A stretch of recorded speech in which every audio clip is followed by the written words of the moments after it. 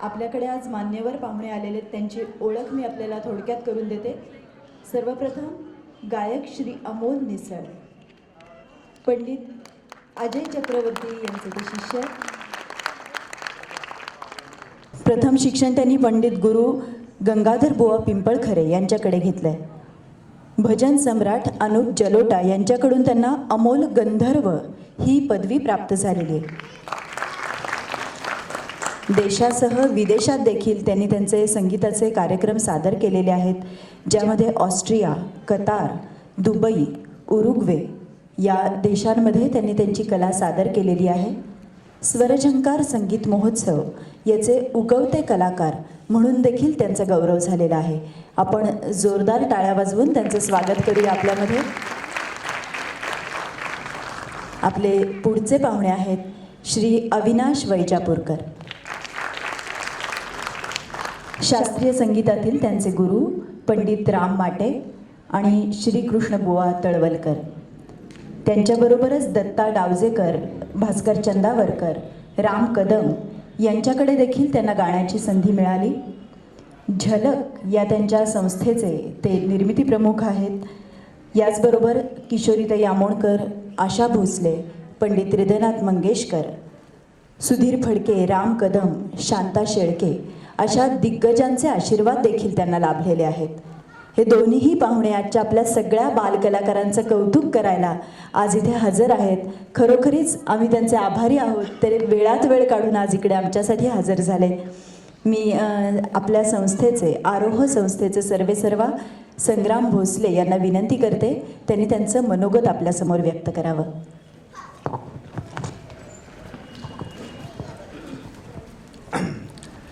नमस्कार। ऋतुजाचे आभार।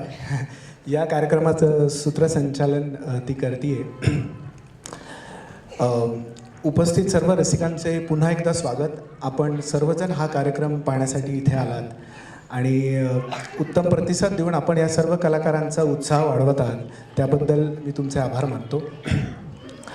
आरोहचा हा पहिला कार्यक्रम, पहिला प्रयत्न, जिथे वाद्यवृंद आणि निवेदन या दोन्हीची जबाबदारी ही या मुलांनी स्वीकारलेली आहे।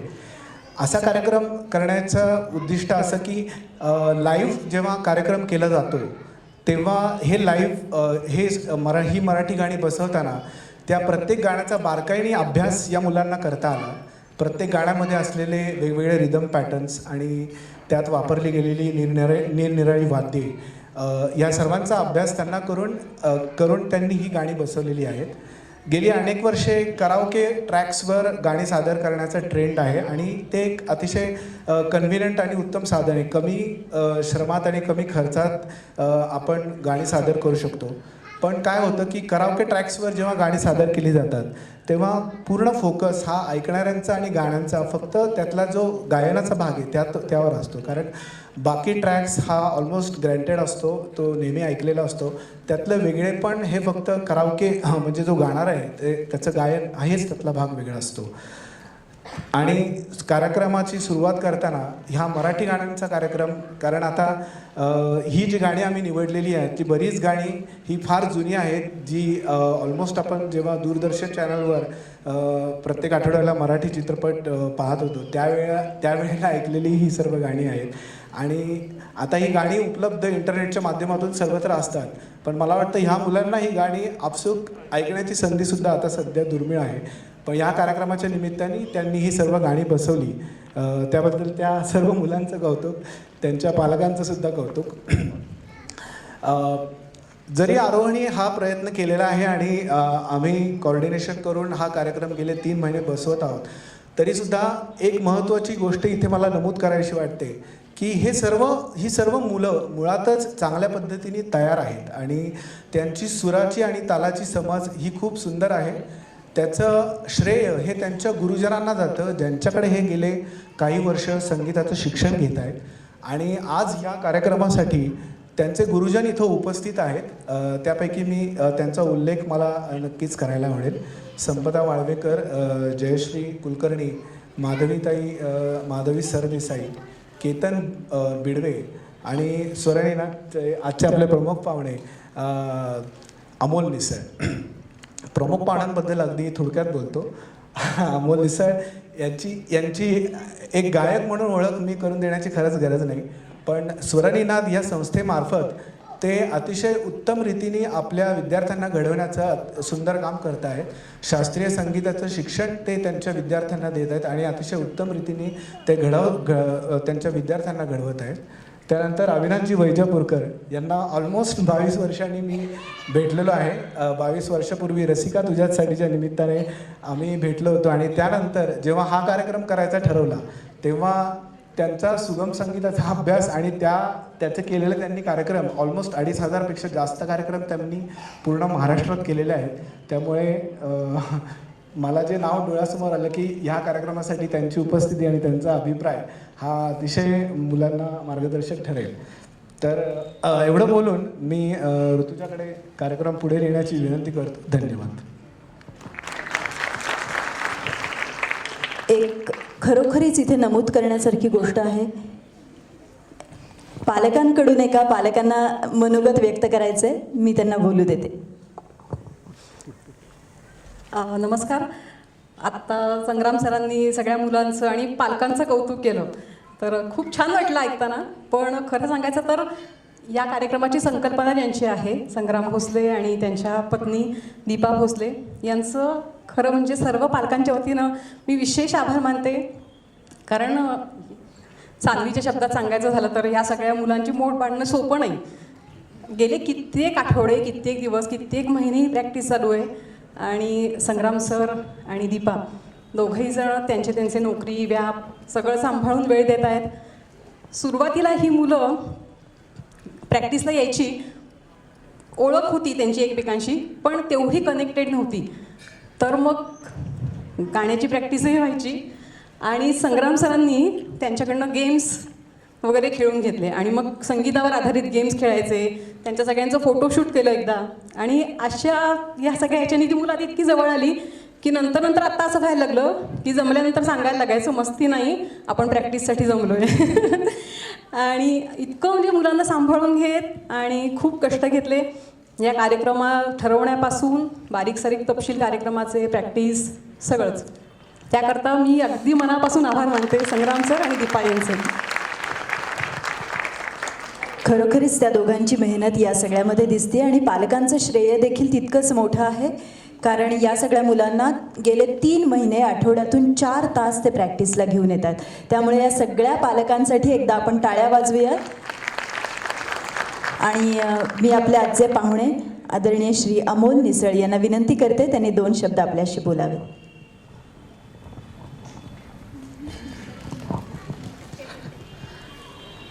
नमस्कार.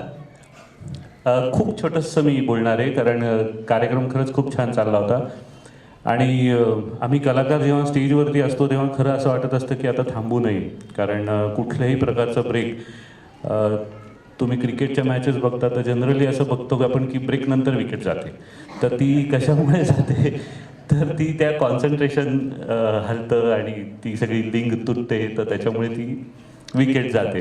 तर ते कलाकार जेव्हा आम्ही तिथे सगळेजण एकत्र जमतो, आमचे साथीदार आम्ही, तर पहिले 5 मिनटं 10 मिनटं नर्व्स काम करण्यामध्ये जातात आणि त्याच्यानंतर एकदा जुळून आलेली मैफिल थांबू नये असं वाटत असतं. बऱ्याच वेळेला संयोजकांची अशी आग्रह असतो की येस, लोकांना थोडासा एक ब्रेक ऑडियन्स म्हणून गरजेचं आहे. सो मी 2च मिनटं बोलतो तुमच्या सगळ्यांची. एक 5-6 वर्षापूर्वी माझ्या मते गार्गी इथे जी कीबोर्ड वाजवतीये, तर ती किती वर्ष झाली? 6-7 वर्ष झाली असतील. संग्राम पहिल्यांदा गार्गीला घेऊन आला आणि गार्गीबरोबर मैत्री, जी तेव्हा आत्ता तिचा साईज आहे त्याच्यासुद्धा कमी साईज आणि ती तेवढीच उत्साहाने माझ्याकडे आली. पण पहिले 6 महिने मैत्री नुसतं ऐकायची, गायची नाही. आणि तेव्हा ती तिच्या ऐकण्यावरनं सुद्धा असं जाणवायचं की हिला खूप गाणं ऐकायला आवडतंय आणि ती ते इंटरप्रिट करून ऐकतीये. तर ही जी सगळी मुलं आज इथे बसून तुमच्यासमोर गात आहेत, या सगळ्यांचा संग्राम जसं म्हटला तसं की ते वरनं गाणं घेऊन आलेले आहेत आणि प्रत्येकामध्ये हे नसतं. प्रत्येक मुलामध्ये इतक्या सहजासहजी ही कला जी खूप इम्प्रॉम्प्टू प्रकारची कला आहे. म्हणजे चित्रकला शिल्पकला ह्या ज्या आहेत तर त्याच्यामध्ये there are lot of chances to get it rectified. लोकांसमोर प्रेझेंट करायच्या आधी माझी समजा 4 चित्र चुकली तर माझं जे चांगलं चित्र आहे ते मी लोकांसमोर प्रेझेंट करतो. पण ह्या ज्या सादरीकरण जे लोकांसमोर होतं या ज्या कला आहेत ज्याच्यासाठी चुकीला काहीच माफी नाही अशा कॅटेगरीतली ही सगळी या सगळ्या कला आहेत. तर हे घेऊन वरनं येणारी मुलं ही खूप कमी असतात आणि पालकांना एकच माझी विनंती आहे की आत्ताचं या मुलांचं जे वय आहे त्याच्यामध्ये शिस्त म्हणा, थोडंसं आमिष म्हणा असं दाखवून त्यांच्याकडनं रोज रियाज करून घेणं हे अतिशय गरजेचं काम आहे. गुरु म्हणून आम्ही जे कोण आहोत इथे आत्ता आमची गुरु म्हणून घ्यायची खरं तर लायकी नाही, पण आत्ता आम्ही त्या रोलमध्ये आहोत म्हणून सांगतो की कुठल्याही क्षणी असं वाटलं की काही रियाज करताना अडचणी येत आहेत तर तुम्ही कुणीही आम्हाला कधीही फोन करू शकता. कारण इतके चांगले विद्यार्थी मिळणं हे सुद्धा गुरुच्या दृष्टीने भाग्याचं लक्षण आहे आणि त्यांना आपल्याकडनं जेवढं शक्य आहे तेवढं देऊन तयार करणं हे पण एक गुरुचं कर्तव्य आहे. पण गुरुचं कॉन्ट्रीब्युशन हे 5% असू शकतं कारण अदरवाईज असं झालं असतं की एका गुरुकडचे सगळे शिष्य हे छान तयार झाले असते. तसं होत नाही. तर जे कष्ट करतात ते तयार होतात आणि जे तयार होतात त्यांच्या कलेला आपण सगळ्यांनी दाद देणं हे आपल्याला बाध्य असतो आपण, म्हणजे आपल्याला ते करायलाच लागतं. तर या मुलांकडनं फायनली अपेक्षा अशी आहे की ऑडियन्सचा वेळ त्यांनी घेतला पाहिजे, ऑडियन्सनी तिकीट काढून त्यांचं गाणं ऐकलं पाहिजे. आपण सगळ्यांनी त्यांना असे आशीर्वाद देऊ की आपण लाईनीत उभं राहून एखाद दिवस या सगळ्यांच्या कार्यक्रमाची तिकीटं विकत घेऊ आणि त्यांचं गाणं इथे ऐकू. पुन्हा एकदा सांगतो, पालक म्हणून तुमच्याकडनं एकच अपेक्षा की मुलांकडनं रेग्युलर एका जागी अर्धा तास बसून रोज या वयात रियाज करून घ्या. त्यांची एकदा 9वी-10वी संपल्यानंतर त्यांना हे समजायला लागेल की रियाजातनं आपल्याला फायदा होतोय. आत्ता ते समजण्याचं त्यांचं वय नसतं. त्यांना हे समजायला लागतं 4-5 वर्षांनी की आपण काल इथे होतो आणि आज आपण इथे आहोत. याचं मॅपिंग त्यांना करण्यासाठी जी मॅच्युरिटी येते ती आत्ता नसते, ती पालकांमध्ये असते. आणि आजकाल इतकी साधनं अवेलेबल आहेत, रेकॉर्डिंग आहे, त्यांना ऐकण्याची मुभा आहे, त्याच्यानंतर बाकीच्यांची गाणी जी त्यांना ऐकायला आवडतात अशी ऐकवण्याची आपल्याला खूप सारी साधनं अवेलेबल आहेत. या सगळ्याचा वापर करा. कारण ज्या लोकांची गाणी आपण ऐकतो आत्ता, इव्हन आज आपण भीमसेनजींचं गाणं ऐकतो तेव्हाच्या काळात परिस्थिती अशी होती की त्यांना एक आमिर खान साहेबांचं गाणं ऐकायचं असेल तर त्यांना 40 किलोमीटर लांब प्रवास करायला लागायचा 5 मिनिटं ऐकण्यासाठी. आणि ते सगळं करून त्यांनी स्वतःतला कलाकार जपला, घडवला, रियाज केला. आज आपल्याला ती परिस्थिती नक्की नाही आहे की अवेलेबिलिटी नाही आहे, पण प्रॉब्लेम ऑफ प्लेंटी झालेला आहे कदाचित.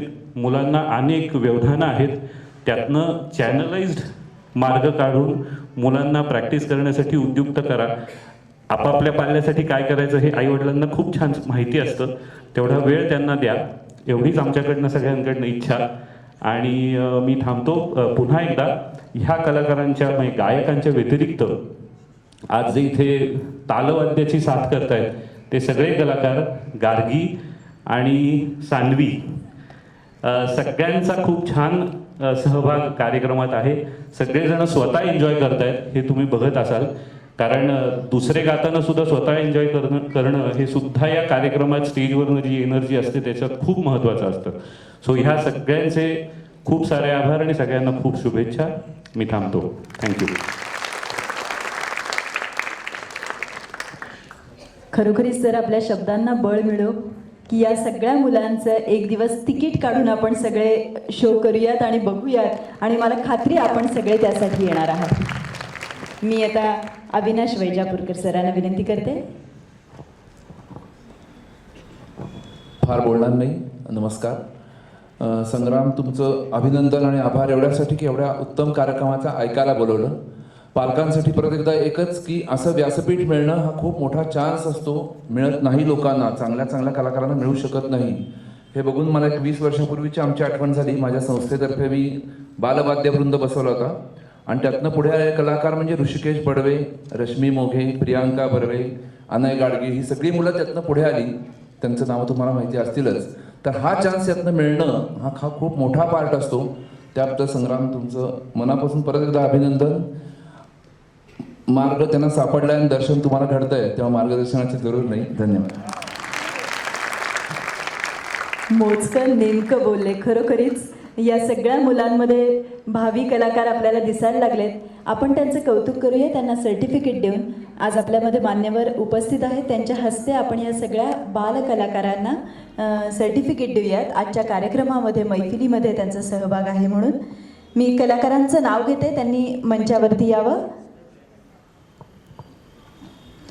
सान्वी भाके, आपली निवेदिका छोटीशी सान्वी.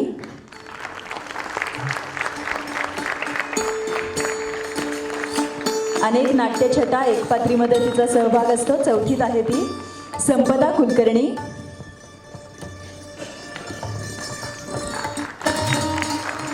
खूप छान गाणं म्हटलं संपदानी देखील. ती 10वीला आहे. रुचिर कुलकर्णी.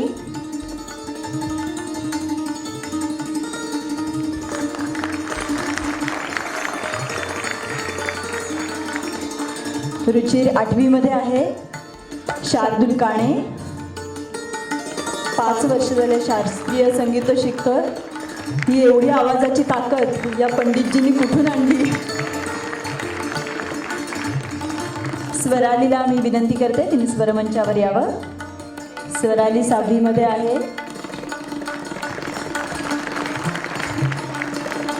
रमा जोगदंड. रमा 5वीमध्ये आहे. मैत्रेयी भोसले. मैत्रेयी 4थीमध्ये आहे. बाईंनी वन्स मोर घेतलेला आहे, त्यामुळे पुन्हा एकदा आपण टाळ्या वाजवूयात. शिवम केंद्रे, ज्यांनी तबल्याची साथ केली.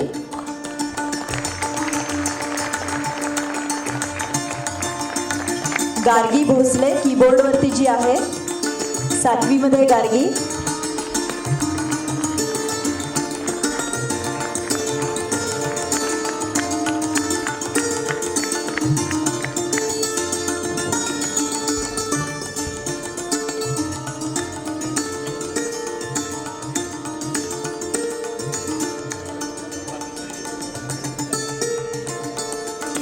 आपल्याला तबल्यावरती एका दादाने साथ केली, मुकुंद धर्माधिकारी. त्यालाही विनंती करते त्यांनी यावं.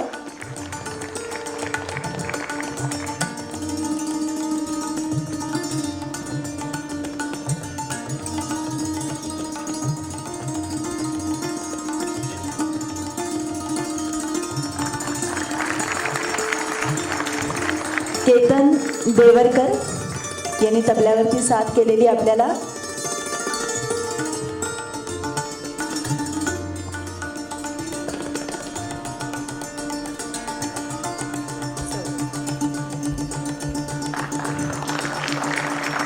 आणि सौरभ बिर्जे, ज्यांचं संबळ आपण ऐकणार आहोत.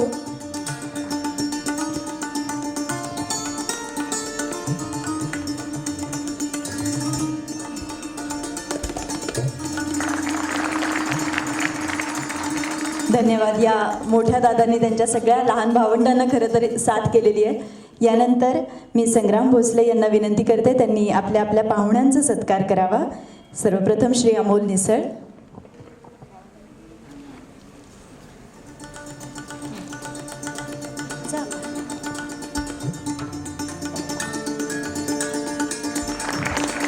श्री अविनाश वैजापूरकर.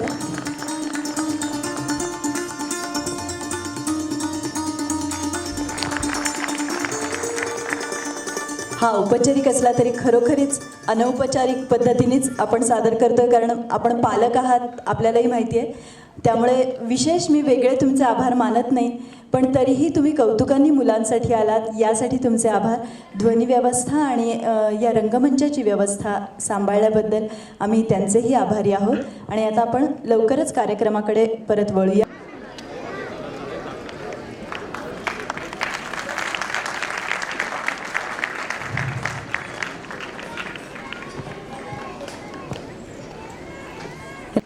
रसिका हो, तुमचं पुन्हा एकदा या मैफिलीमध्ये स्वागत. सगळी ही उडणारी फुलपाखरं परत येऊन आपल्या स्वरमंचावर विराजित झालेली आहेत. आपण सगळे उत्सुक आहोत त्यांची पुढची गाणी ऐकण्यासाठी. मी पुन्हा एकदा सूत्र सान्वीकडे देते आणि आपण सगळे मिळून त्यांच्या कार्यक्रमाचा आनंद घेऊया. धन्यवाद. विश्रांतीनंतर तुमचं सर्वांचं परत एकदा स्वागत. असे म्हणतात की कर्नाटकच्या हंपी इथे कृष्णदेवरायाच्या विजयनगर साम्राज्यातून विठ्ठलाचे आगमन झाले आहे. विठुरायाची मूर्ती कर्नाटकच्या हंपी इथे सुरक्षित मुघल आक्रमणापासून ठेवलेली. पण विठुरायाला कृष्णदेवरायाच्या राजमहालात काही करमेना आणि त्यांच्या भक्तांच्या हट्टामुळे ते पंढरपूरला परतले. म्हणून विठ्ठलाला कानडा राजा पंढरीचा असे म्हणतात. यावरून असे लक्षात येते की देवाला राज्याची किंवा प्रांताची सीमा नसते. चला तर मग ऐकूया कानडा राजा पंढरीचा हे गीत रमाताईकडून.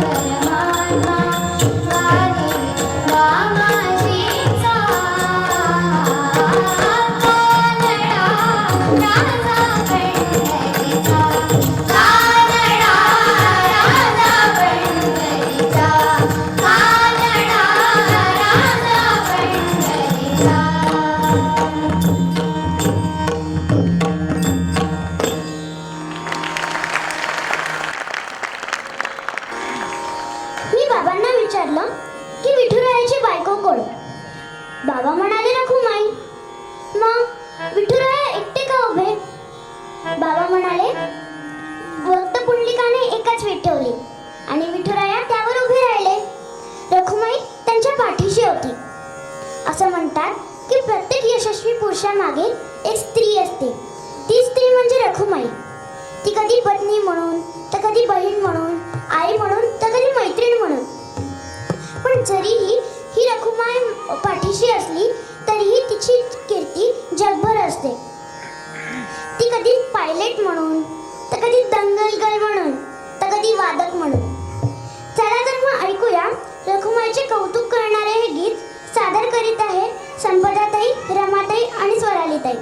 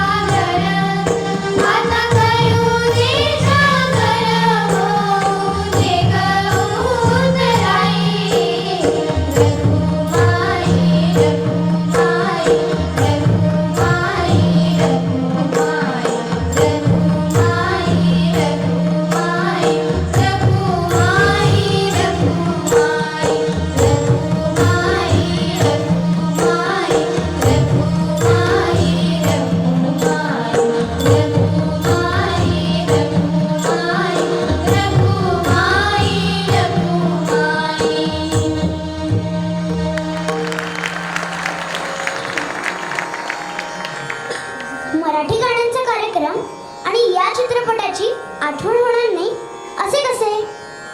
हो, तुम्ही सगळ्यांनी अगदी बरोबर ओळखलं. मी पिंजरा या चित्रपटाबद्दलच बोलते. या चित्रपटातील सर्वच गाणी एकापेक्षा एक सुंदर. मराठी चित्रपट सृष्टीतील हा माइलस्टोन म्हणायला काही हरकत नाही. या चित्रपटाची निर्मिती व्ही शांताराम यांनी केली होती.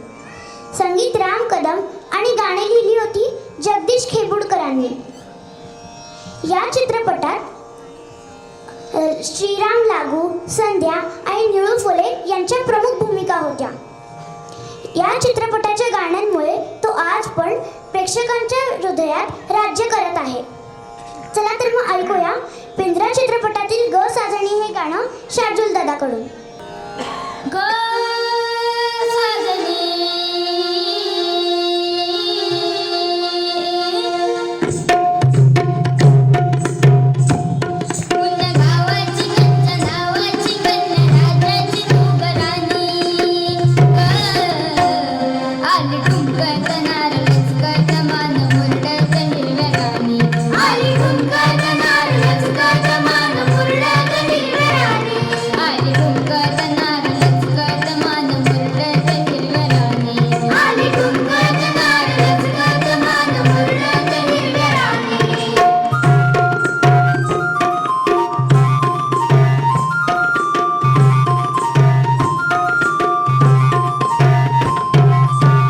खुळू खुळू घुंगराची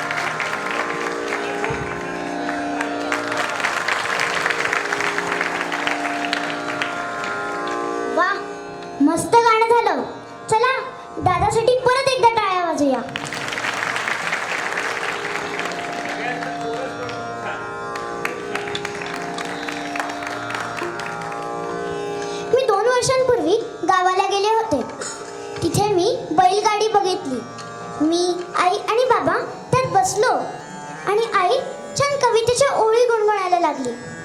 माझ्या मामाची रंगीत गाडी हो, त्याला खिल्लाऱ्या बैलांची जोडी हो, कशी डौलत डौलत येई हो, मला आजोळी घेऊन जाई हो. किती सुंदर कविता आहे ही. रंगीत गाडी, त्याला लावलेली डौलदार रुबाबात चालणारी बैलजोडी आणि आजीच्या घरी घेऊन जाणारी ही सुंदर गाडी. मला अगदी असं वाटायला लागलं की ही बैलगाडी घेऊन मी पुण्याच्याच घरी यावी आणि शाळेत जाताना त्यात बसून जावे. किती मज्जा ना. सगळ्या मित्रमैत्रिणींना दाखवावी आणि सांगावं की हा सर्जा आणि हा राजा दिवसभर उन्हात मातीत राबणारे पण कुठलीही तक्रार न करणारे हे मित्र. चला तर मग ऐकूया या मित्रांच्या डौलाचं वर्णन करणारे हे गीत. सादर करीत आहे रुचिर दादा. जीवा शिवाची बैल जोडा लावी पैजला आपुली पुढा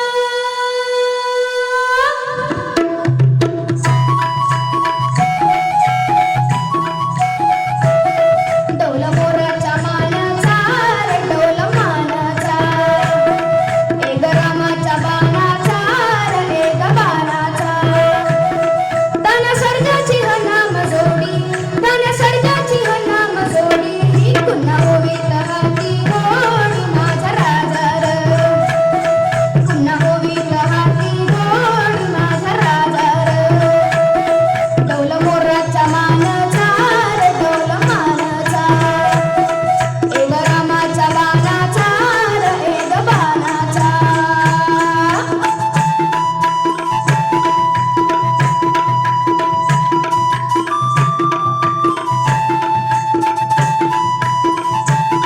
धरतीया बाळाची चाका त्याच्या दोन्ही वेळची हो गाडी धरतीया बाळाची चाका त्याच्या दोन्ही वेळची हो गाडी सूर्यचंद्राची हो जोडी सूर्यचंद्राची हो जोडी त्याच्या सर्गाची रमाडी स्वर्गाची माडी त्याच्या सर्गाची रमाडी स्वर्गाची माडी डौल मोराच्या मानाचा रे डौल मानाचा एक रामाच्या बाणाचा रे एक बाणाचा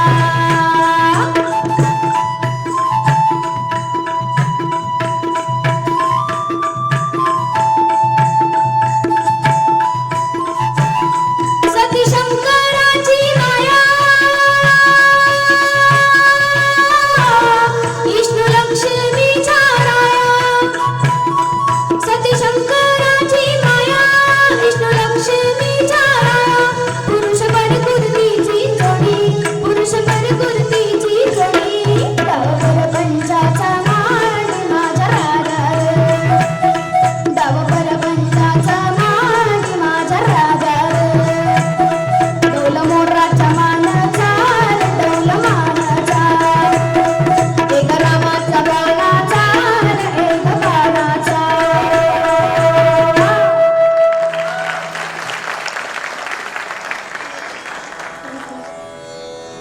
आम्ही मुले जो गोंधळ घालतो तो गोंधळ आणि देवीचा गोंधळ मला सारखाच वाटतो.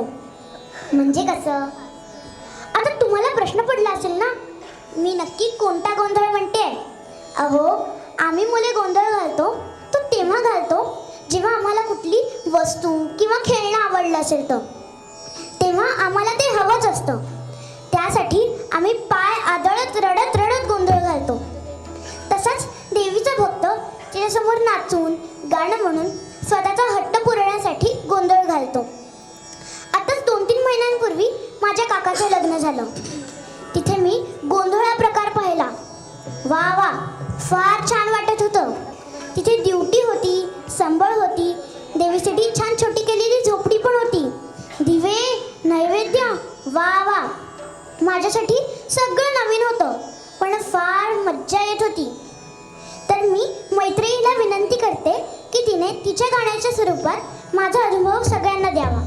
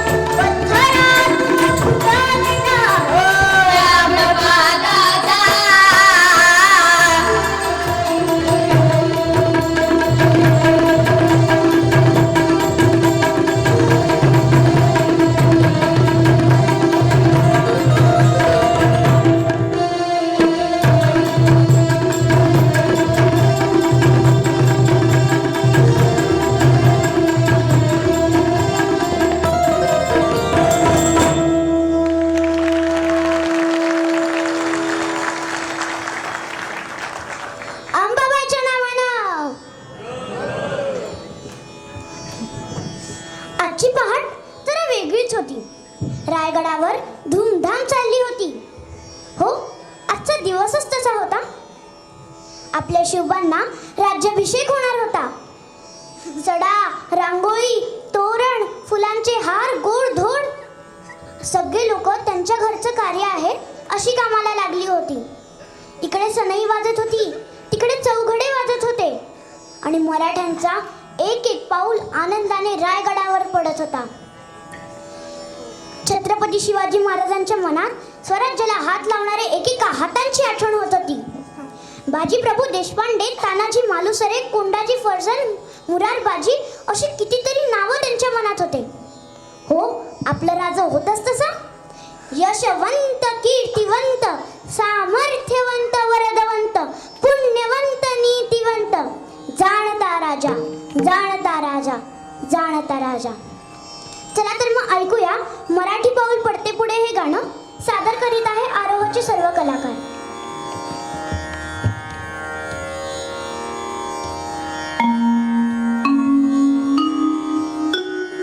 खरा स्वधर्म हा पुला जरी का कठीण जाहला तरी हाची अनुष्ठीला भला देखे स्वराज तोरण